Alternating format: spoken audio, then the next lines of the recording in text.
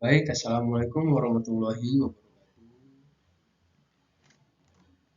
Perkenalkan, nama saya Bagus Apriansa dengan NPM 22411135 dari kelas MNJ 22C.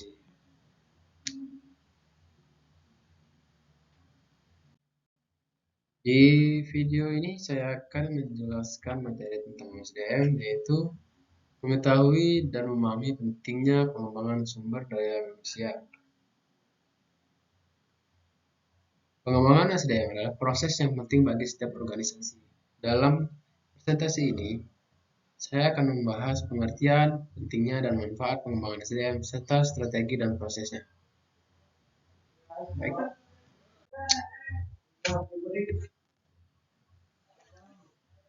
Baik, pengertian pengembangan SDM. Pasti sering kita mendengar sumber daya manusia atau SDM. Apa sebenarnya SDM itu? SDM adalah individu produktif yang bekerja sebagai penggerak suatu organisasi, baik itu dalam sebuah institusi maupun perusahaan yang memiliki fungsi sebagai aset, sehingga harus dilatih dan dikembangkan kemampuannya.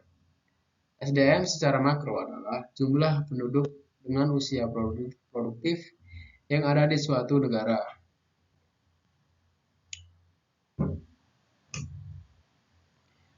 Yang pertama, di sini ada definisi. Pengembangan SDM adalah upaya untuk meningkatkan pengetahuan, keterampilan, dan sikap individu dalam organisasi-organisasi. Kedua, pentingnya. Pengembangan SDM membantu organisasi mencapai tujuan, meningkatkan produktivitas, dan menciptakan lingkungan kerja yang harmonis. Yang ketiga, manfaat. Pengembangan SDM dapat meningkatkan kompetensi karyawan, motivasi kerja, dan loyalitas terhadap organisasi. Di sini SDM meliputi daya pikir dan daya fisik yang dimiliki setiap individu atau manusia. Karena SDM menjadi unsur penting dalam kegiatan perusahaan. Yang termasuk dalam SDM adalah sebagai berikut. Pertama ada tenaga kerja. Tenaga kerja adalah individu yang menghasilkan barang dan jasa atau dalam suatu perusahaan atau organisasi. Tenaga kerja ada di kisaran usia 15 sampai 64 tahun. Usia produk ada di rentang usia 20 sampai 40 tahun. Kedua, tenaga ahli. Tenaga ahli adalah individu yang memiliki suatu keahlian khusus. Tenaga ahli sangat dibutuhkan oleh perusahaan. Yang ketiga ada pemimpin. Pemimpin berfungsi untuk memimpin jalannya perusahaan, baik buruknya jalan perusahaan ada di tangan pemimpin. Yang keempat, ada pengusaha. Pengusaha adalah individu yang mampu mengembangkan usahanya. Pengusaha juga bisa membuka lapangan pekerjaan. Yang kelima, ada produsen.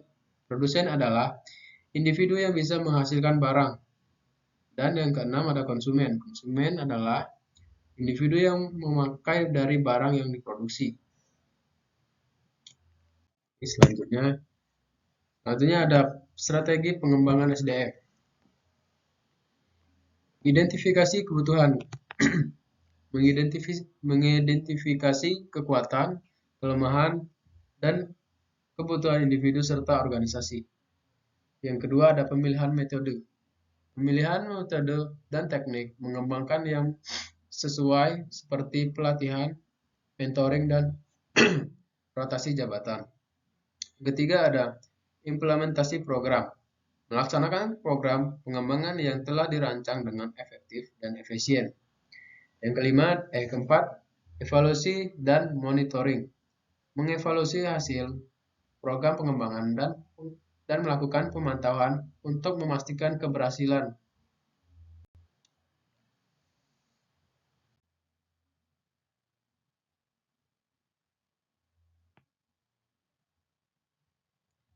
Baik, di sini ada manfaat dari SDM. Apa saja manfaat pengembangan SDM?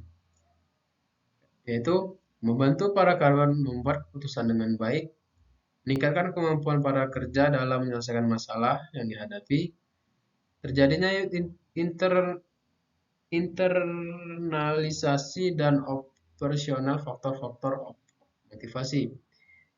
Selanjutnya, timbulnya dorongan dan dalam diri para pekerja untuk meningkatkan kemampuannya.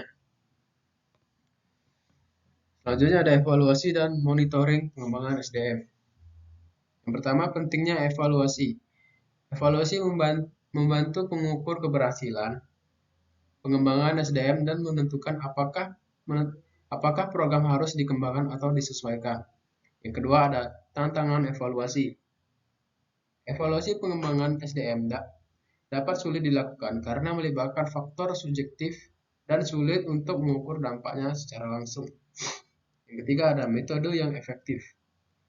Gunakan metode seperti kuesioner, wawancara, dan observasi untuk mengumpulkan data yang akurat dan valid. Selanjutnya ada talent, manajemen talent. Yang pertama, identifikasi talent. Mengidentifikasi individu dengan potensi dan bakat tinggi yang dapat memberikan nilai tambah bagi organisasi. Yang kedua ada pengembangan dan retensi. Memberikan program pengembangan khusus dan insentif bagi talenta, serta menciptakan lingkungan yang mendukung agar talenta tetap berada di organisasi. Manfaat bagi organisasi. Manajemen talenta membantu organisasi mempertahankan keunggulan kompetitif dan mendorong inovasi serta pertumbuhan jangka panjang.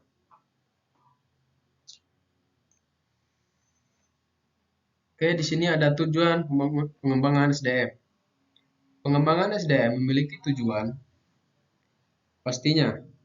Secara umum, sebenarnya tujuan untuk meningkatkan kualitas para pekerja atau individu melalui program pendidikan dan pelatihan. Namun, secara terperinci ini dia tujuan-tujuan pengembangan SDM.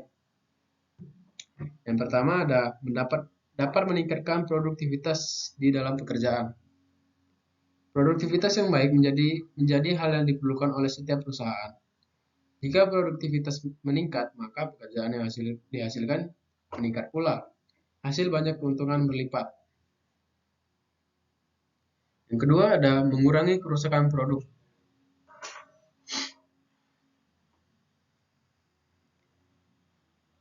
Mengurangi kerusakan produk membutuhkan perhatian yang cermat dalam setiap tahap dari produksi hingga pengiriman. Dengan fokus pada kualitas pengemasan yang tepat,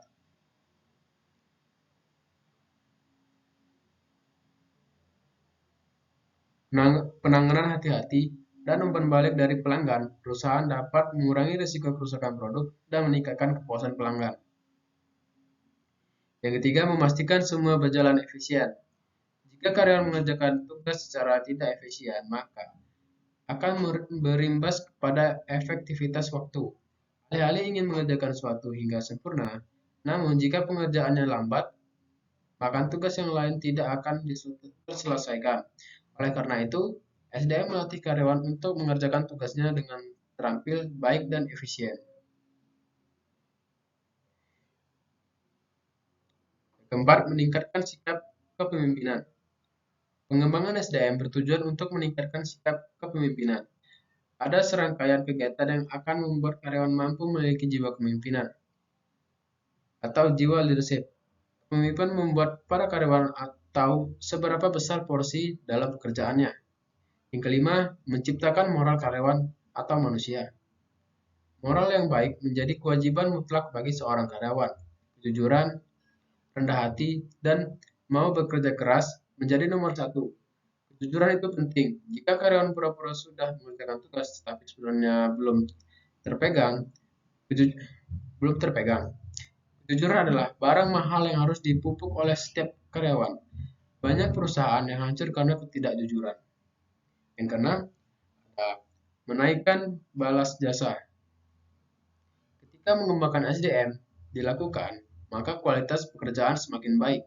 Imbasnya, upaya dalam jasa dilakukan dengan baik.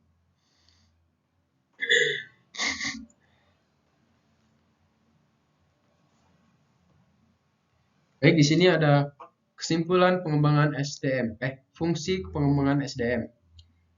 1. Fungsi pengadaan tenaga kerja. Fungsi pengadaan tenaga kerja antara lain yang pertama adalah mencakup kegiatan untuk menentukan kebutuhan tenaga kerja, baik tentang kualitasnya maupun kuantitas. Perusahaan perlu mendata kemampuan apa saja yang dibutuhkan dari karyawan yang diterimanya, serta berapa jumlah yang dibutuhkan. Yang kedua, fungsi pemeliharaan tenaga kerja. Fungsi pemeliharaan tenaga kerja mencakup pelaksanaan program-program ekonomis maupun non-ekonomis yang diharapkan mampu memberikan ketentraman bagi pekerja, sehingga para pekerja dapat dengan tenang bekerja dan berkonsentrasi di sini.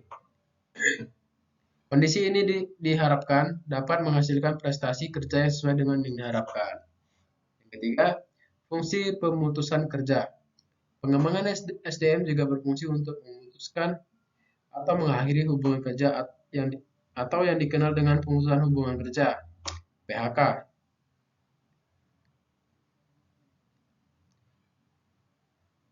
Terhadap karyawan yang ternyata tidak bisa mengikuti apa yang diinginkan perusahaan, pengembangan SDM jelas dibutuhkan oleh perusahaan atau organisasi.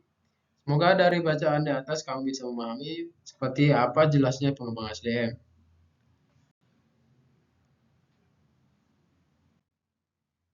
Baik, selanjutnya kesimpulan. Dapat disimpulkan bahwa pengembangan sumber daya manusia bukan sekedar investasi, tapi juga merupakan strategi penting yang berkelanjutan bagi kesuksesan jangka panjang organisasi. Menempatkan fokus pada pengembangan karyawan bukan hanya untuk keuntungan individu, tapi juga untuk memajukan organisasi secara keseluruhan.